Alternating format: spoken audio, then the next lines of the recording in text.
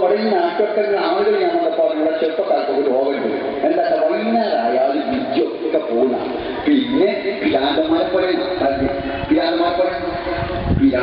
പോലെ പൈസ കൊടുത്ത് പിരാന്ത് വന്നാൽ അതിനേക്കാൾ വിധ അന്ധക്കൾ വരണുണ്ടോ? നമ്മൾ കുട്ടികൾ പഠിക്കായിട്ടുള്ളോ പഠിച്ചു പൈസ കൊടുത്ത് കള്ളുപിടിച്ചും മയക്കുമരുന്ന് പോയിട്ട് പിരാന്തന്മാരാണ്. പൈസ കൊടുത്ത് പിരാന്ത് വന്ന കള്ള് ഷോപ്പിൽ പോയിട്ട് അതിനേക്കാൾ വലിയ അന്ധക്കൾ എന്താണുള്ളത്. അപ്പൊ അതൊന്നും ചെയ്യാതിരിക്കണേ നല്ല ബോധം നമ്മൾ കുട്ടികൾക്ക് ഉണ്ടാവും. ആ ബോധം അവർക്ക് ഉണ്ടാക്കി തീർക്കുക, അവർക്ക് സാധ്യമാവാത്ത സഹായങ്ങളൊക്കെ ചെയ്യാം, അങ്ങനെ അവരെ നന്നാക്കുക.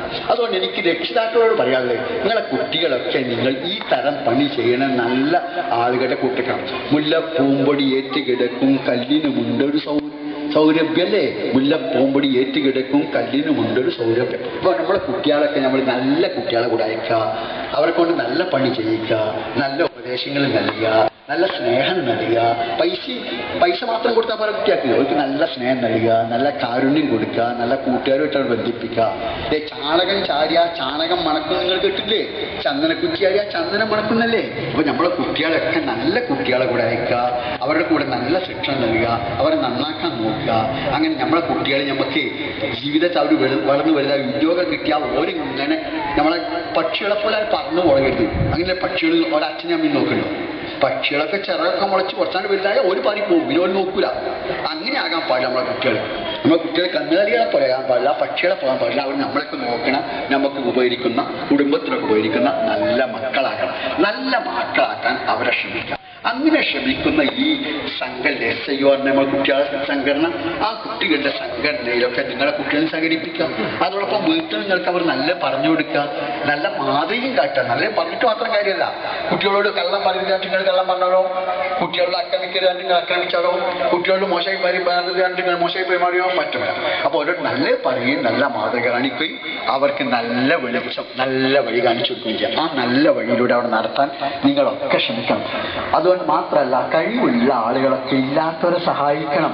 അതല്ലേ നമുക്ക് ബാക്കി ഉണ്ടാകുള്ളൂ. വേറെ എന്താ നമുക്ക് ബാക്കി ഉണ്ടാകണമെന്ന് ആലോചിച്ച് നോക്കിയാണെങ്കിൽ നമുക്ക് എന്താ ബാക്കി ഉണ്ടാകുക? പൈസ നമ്മൾ എല്ലാവരും നിങ്ങൾക്ക് എത്ര ലക്ഷം റുപ്യ ഉണ്ടായിട്ട് കാര്യം എന്താ? ആകെ എടുത്ത് 10 ലക്ഷം റുപ്യ ഉണ്ടാകുന്നതുകൊണ്ട് ഇത് 10 നേരം ബിരിയാണിക്കാൻ പറ്റുമോ? നിങ്ങളടുത്ത് എത്ര സാരി ഉണ്ടെങ്കിൽ ഒരു സാരിയല്ലേ ഒരിക്കലെടുക്കാൻ പറ്റുള്ളൂ. 2 സാരി എടുത്താൽ നിങ്ങളെ പിരാമ്പന്താമറ കുറ്റത്തിലല്ലേ കുട്ടുക. എത്ര പൈസ ഉണ്ടെങ്കിലും ഒരു സാരി എടുക്കാൻ പറ്റുള്ളൂ, ഒരു കുപ്പായ ഇടാൻ പറ്റുള്ളൂ, പാൻസേ ധരിക്കാൻ പറ്റുള്ളൂ. നിങ്ങളെ വീട്ടിൽ 25 കസേര ഉണ്ടെങ്കിൽ ഒരു കസേരല്ലേ ഇരിക്കാൻ പറ്റുള്ളൂ. 10 കട്ടിലുണ്ടെങ്കിൽ ഒരു കട്ടിലല്ലേ ഉറങ്ങാൻ പറ്റുള്ളൂ. വീട്ടിൽ 20 മുറി ഉണ്ടെങ്കിൽ ഒരു മുറിയല്ലേ ഉറങ്ങാൻ പറ്റുള്ളൂ. എത്ര കാറുണ്ടെങ്കിൽ ഒരു കാറിലേ സഞ്ചരിക്കാൻ കഴിയുള്ളൂ.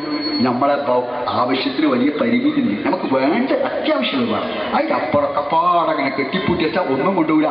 മരിക്കണവരെ കരുതി എനിക്ക് ഇത്ര കോടിയുണ്ട്, ഇത്ര ലക്ഷം തരും. അവസാനം അവനും കിട്ടും 3 കഷ്ടം തുണി, അല്ലെങ്കിൽ കുറച്ച് ചന്ദനം കുട്ടി. അപ്പൊ ചന്ദനം കുട്ടി കിട്ടില്ല. അപ്പൊ കിട്ടാം എന്തെങ്കിലും കുറച്ച് 6 മണി കിട്ടും, അല്ലെങ്കിൽ വല്ല മരത്തിന് കുട്ടി കുറച്ച് വിറകും കുറച്ച് തീയും കിട്ടും. വേറെ കിട്ടുള്ളൂ. അപ്പൊ അതുകൊണ്ട് അത് മനസ്സിലാക്കി നമ്മളെ പോലെയുള്ള കുട്ടികളെയും മനുഷ്യനെ സഹായിക്കാൻ വേണ്ടി പരമാവധി ശ്രമിക്കുക. അങ്ങനെ നമ്മളെ കുട്ടിയെ നമുക്ക് അനുഗ്രഹമാണ്. ഈ ലോകത്ത് അനുഗ്രഹം, മരിച്ച ശേഷം അനുഗ്രഹമാണ്. ഈ ലോകത്ത് നമുക്ക് കുട്ടികൾ നമുക്ക് മനസ്സമാധാനം നൽകാം. ഭൂമിയിൽ നമ്മൾ മരിച്ചാൽ നമുക്ക് സൽപ്പേരുണ്ടാക്കണം. എന്നാളെ കുട്ടികൾ കള്ളൂരിയ ആരെ കുട്ടിയാ? അതാ മമ്മീന്റെ കുട്ടിയാ, കൃഷ്ണന്റെ കുട്ടിയാ എന്ന് പറയരുത്. ഇന്ന കുട്ടി നല്ല കുട്ടിയാ, ആരെ കുട്ടിയാണ്? അതാ അബ്രഹ്മാന്റെ കുട്ടിയാണ്, അതാ ജോസഫിന്റെ കുട്ടിയാണ് എന്നിങ്ങനെ പറയാം.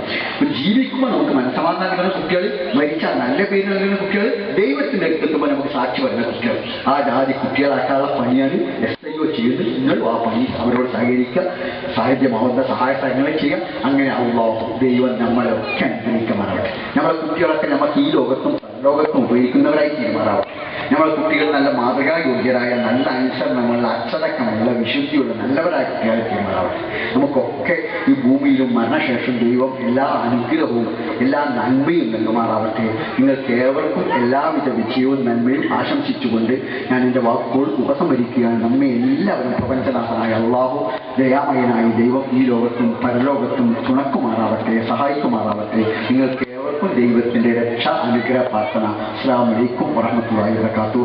നിങ്ങൾക്ക് നന്ദി, ദൈവത്തിന് സ്തുതി. വാഹുദാവാന അൽഹംദുലില്ലാഹി റബ്ബിൽ ആലമീൻ. അസ്സലാമു അലൈക്കും.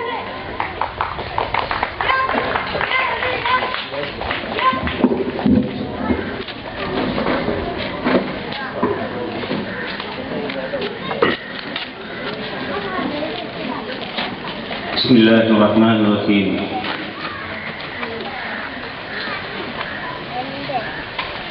പ്രിയപ്പെട്ട രക്ഷിതാക്കളെ, വിദ്യാർത്ഥികളെ, സഹോദരി സഹോദരന്മാരെ, വേദിയിലും സദസ്സിലുമിരിക്കുന്ന വിശിഷ്ട വ്യക്തിത്വങ്ങൾ,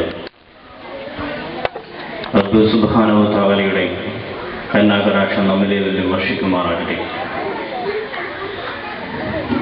നേരത്തെ ഉദ്ഘാടകൻ സൂചിപ്പിച്ചതുപോലെ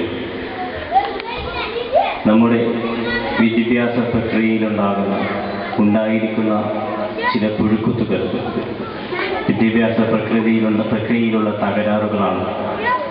അതിൻ്റെ ഫലമായിക്കൊണ്ടുണ്ടായ സമൂഹത്തിൻ്റെ വഴിതെറ്റലാണ് അദ്ദേഹം സൂചിപ്പിച്ചത്.